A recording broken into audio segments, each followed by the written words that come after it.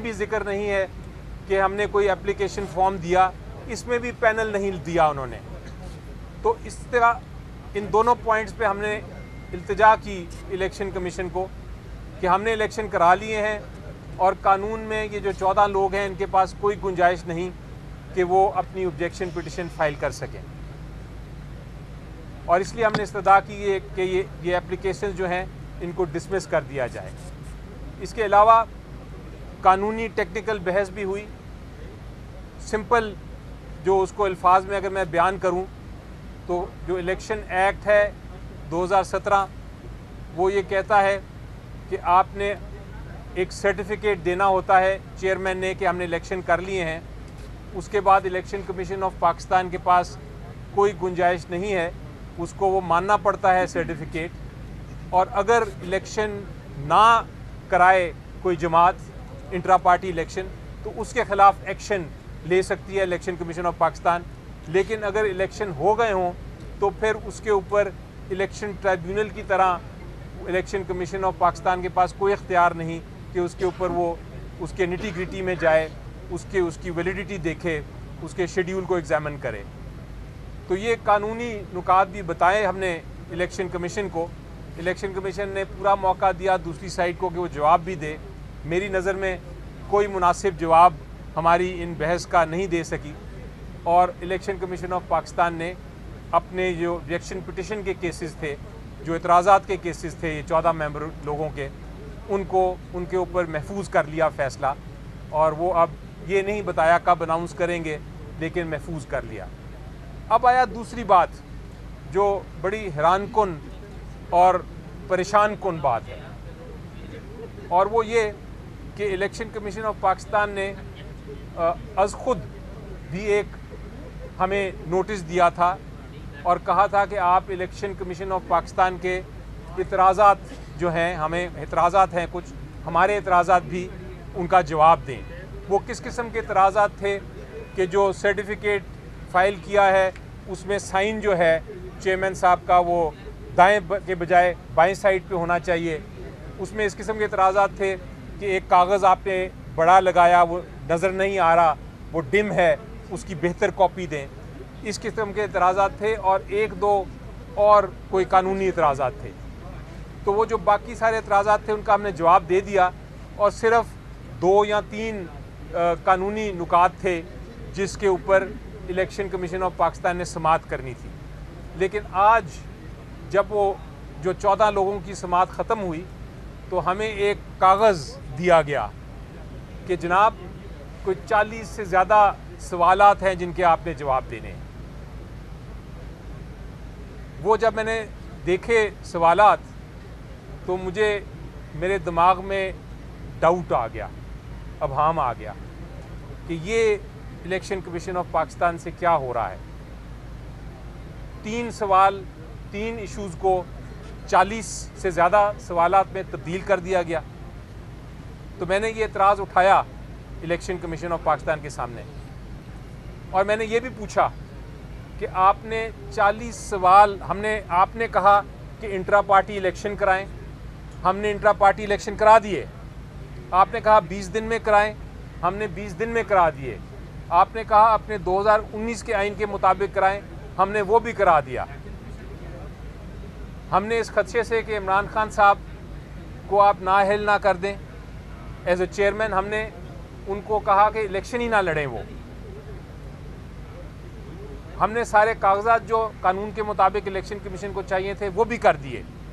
लेकिन फिर भी इलेक्शन कमीशन हमसे पूछ रहा है कि जनाब आप उस दिन जिस दिन इलेक्शन हुआ आप खड़े हुए थे कि बैठे हुए थे, आपने पानी पिया, आपने खाना खाया।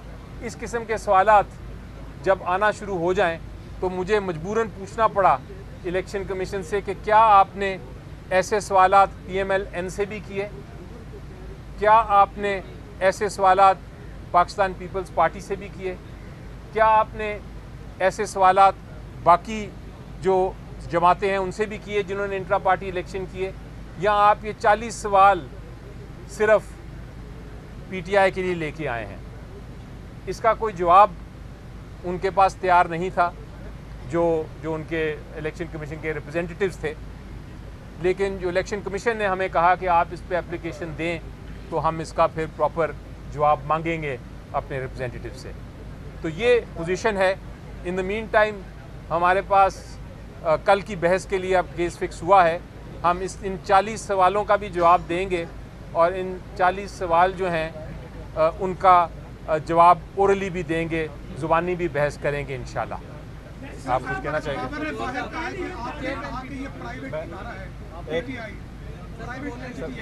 एक मिनट जी देखिए, मैंने ये कहा कि जो पीटीआई है ये एक जो भी पॉलिटिकल पार्टी है ये एक ऑर्गेनाइजेशन होती है जिसने कानून कहता है कि इंट्रा पार्टी इलेक्शंस उन्होंने खुद कराने हैं। ये ऐसे नहीं है कि जिस तरह कोई जनरल इलेक्शन हो, ये ऐसे नहीं है जिस तरह कोई सेनेट के या नेशनल असेंबली के इलेक्शन हो। ये एक इंट्रा पार्टी इलेक्शन कानून कहता है कि हर पार्टी ने अपने अपने कवानीन, अपने अपने प्रोसीजर्स के मुताबिक कराने हैं। उस सेंस में ये पब्लिक बॉडी नहीं है, ये एक ऑर्गेनाइजेशन है। इसको कहते हैं प्राइवेट ऑर्गेनाइजेशन और दुनिया जहान में यही पोजीशन है। ऑर्गेनाइजेशन की जो इलेक्ट्रेट है वो उनके मेंबर्स होते हैं। मेंबर्स अपने इंतखाबात करते हैं, इंट्रा पार्टी इलेक्शंस करते हैं और सिर्फ मेंबर ही वोट कर सकते हैं और सिर्फ मेंबर्स ही अपनी इंतखाबात में हिस्सा ले सकते हैं। मैं देखो सबसे पहले मैं एक मिनट बिस्मिल्लाहिर्रहमानिर्रहीम। देखो, इलेक्शन कमीशन के सिलसिले में मैंने एक अर्ज़ करना है ज़रूर। ये हमारा इंट्रा पार्टीज़ इलेक्शन जो है ये मोर देन 1 साल इलेक्शन कमीशन में पेंड पड़ा रहा। इसका पहला नोटिस इलेक्शन कमीशन की तरफ से 4 दिसंबर 22 को आया था। 2 मौक़ों पे इलेक्शन कमीशन ने इस मैटर को ऑर्डर के लिए रिज़र्व किया और इसी दौरान 6 महीने ज़ाया हो गए। अब जबकि ये मैटर पेंड है और दरख्वास्त पे दरख्वास्त हम दे रहे हैं कि काइंडली हमारा सर्टिफिकेट, जिस तरह 175 पॉलिटिकल पार्टी का सर्टिफिकेट आपने वेबसाइट पे दिया है, जिस वक्त आपके पास पार्टी हेड की तरफ से एक एफिडेविट आता है कि मैंने इलेक्शन करवाए हैं, आप उनके सर्टिफिकेट इशू करते हैं। 22 तारीख लास्ट डेट है नॉमिनेशन पेपर फाइल करने के। अगर हमारे कैंडिडेट्स अपने नॉमिनेशन फॉर्म पे लिखते हैं कि मैं पीटीआई से बिलोंग करता हूं और तब तक आप हमारे सर्टिफिकेट का इजरा नहीं करते, तो एक बहुत बड़ा रिस्क होगा कि हमारे कैंडिडेट फिर एज इंडिपेंडेंट कैंडिडेट के तौर पे आप मानेंगे, जिससे न सिर्फ मुल्क बल्कि जमहूरियत का नुकसान होगा, एक हार्स ट्रेडिंग शुरू होगी। इसलिए आज भी हमारे इलेक्शन कमीशन से पुरजोर मुतालबा है कि बराह करम इस मैटर की सेंसिटिविटी को मद्देनज़र रखते हुए, इस टाइम फ्रेम को मद्देनज़र रखते हुए जो कानूनी कार्रवाइयाँ हमने पूरी की है, बारहा की है, इसको पूरे करते हुए मेहरबानी करके इस मैटर को कंक्लूड करते हुए हमारा सर्टिफिकेट इशू करे और इस एंजाइटी को ख़त्म करे, इस अनसर्टिनिटी को आप काइंडली ख़त्म कर दें। ये इलेक्शन कमीशन से मैं इस्तदा दोबारा करूँगा कि आप एक आईनी इदारा है, आपका फ़र्ज़ है free and fair and transparent election कराना।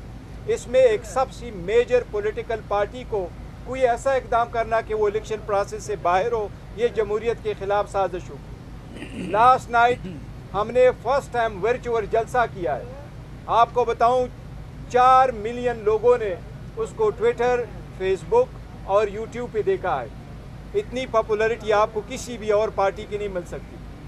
हमारा 9 बजे शुरू हो गया था, 2 बजे के करीब मेरी आखिरी स्पीच थी। ये हमारी पॉपुलैरिटी है। इसलिए हम पुरजोर मुतालबा करते हैं कि हमारा सर्टिफिकेट हर सूरत इशू किया जाए 22 तारीख से पहले, ताकि जो नॉमिनेशन फॉर्म हम फाइल करें हमें रिस्क ना महसूस हो कि शायद हमारे जो कैंडिडेट है उसका कोई नुकसान हो सकता है।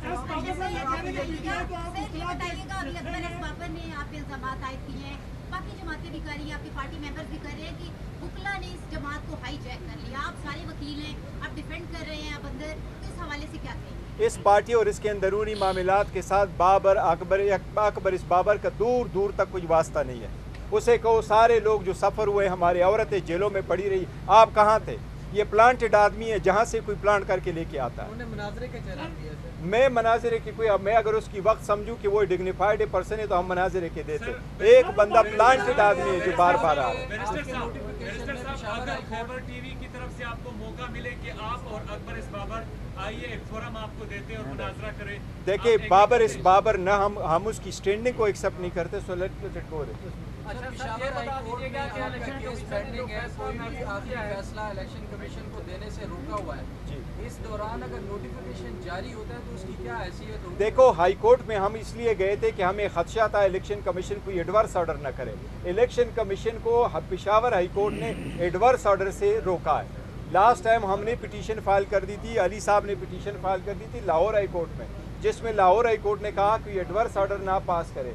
कमीशन के सामने जब हमने इस्तदा की कि इसको एडजर्न करें, कमीशन ने कहा हम सुनते हैं मैटर को, अगर आपके हक में फैसला करना हुआ तो हमें नहीं रोका है, अगर एडवर्स करना हुआ तो फिर हम ऑर्डर नहीं करेंगे। हमारी भी इस्तदा है कि आप हमारी एक्सप्लेनेशन से अगर सेटिस्फाइड है प्रोसीड विद इट और हमें सर्टिफिकेट इशू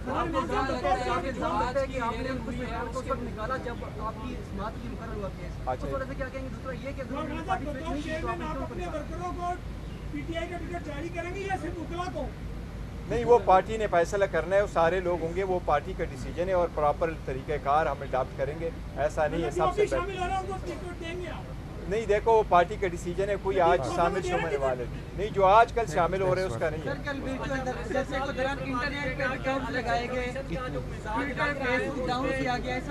ये देखो ना, ये घबराई हुई, एक मकबूलियत से इतने घबराई हुए कि इस मॉडर्न टाइम में जब पूरी दुनिया रात को देखती है और स्पेशली जब वीकेंड पे देखती है, आप स्लो डाउन करते हैं। अगर ऐसा किया गया जो मैंने नॉलेज में आया कि ऐसा किया गया तो बड़ी गलत है। साहब आप ये बता दीजिए कि जो इलेक्शन कमीशन का मिजाज है वो तो ऐसे लग रहा है कि बल्ला आपको नहीं दे रहे, तो अगला आपका क्या स्टेप होगा? और दूसरा ये जो पेशावर हाई कोर्ट का जो डिसीजन है वो इस सर्टिफिकेट जारी करने में कोई रुकावट हो सकता है? नहीं, देखो सर्टिफिकेट इशू करने में पेशावर हाई कोर्ट की रुकावट, जजमेंट जो है वो रुकावट नहीं है। उन्होंने तो फ़कत एक एडवर्स ऑर्डर रोक के रखा, ये नहीं कहा है कि आप कोई फाइनल ऑर्डर ना करें, उसको तो हमारे खिलाफ का लिखा है, बाकी नहीं लिखा, उसके हिसाब से वो इशू कर सकते हैं। लेकिन अगर इलेक्शन कमीशन हमें, तो मुझे उम्मीद इंशाल्लाह भला मिल जाएगा, लेकिन अगर नहीं दे रहे तो हमें अदलिया पे एतमाद इंशाल्लाह ताला अदलिया इंटरवीन करेगी इस मामले में।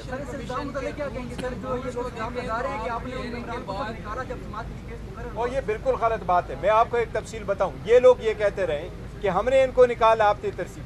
मैं चीफ इलेक्शन के कमिश्नर के तौर पे पीटीआई का काम करता था। हमारे आईन में ये लिखा हुआ है कि पार्टी मैनेजमेंट सेल होगा और वो party management cell software develop करेगी। हमने पाकिस्तान का बेहतरीन कंपनी जो even State Bank of Pakistan के लिए काम करती है, उसके थ्रू हमने ये सॉफ्टवेयर डेवलप करवाया था। और मैंने as a chief election commissioner, जबकि हमें खदशा था कि ऑर्डर आ नहीं रहा, 31 अक्टूबर 2023 को मैंने अपने ऐप वालों को कहा था कि अब हमारा मेंबरशिप फ्रीज होगा, जिस तरह इलेक्शन कमीशन अपने वोटर लिस्टों को फ्रीज करता है।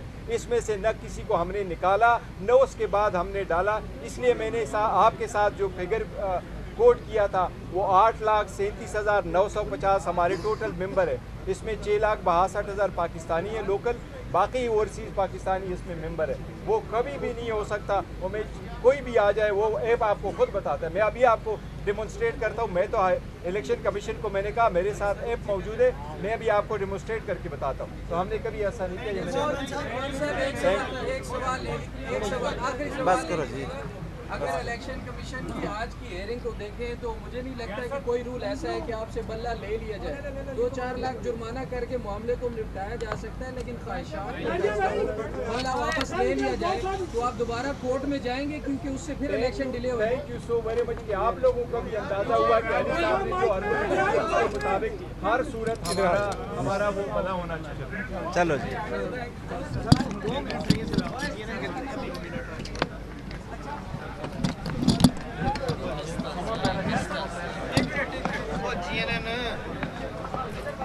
वो कहाँ पर लिखा हुआ है? वो GNN किधर लिखा हुआ है? GNN कॉलेज से होता है यार। GNN का ये तो नहीं है। और सब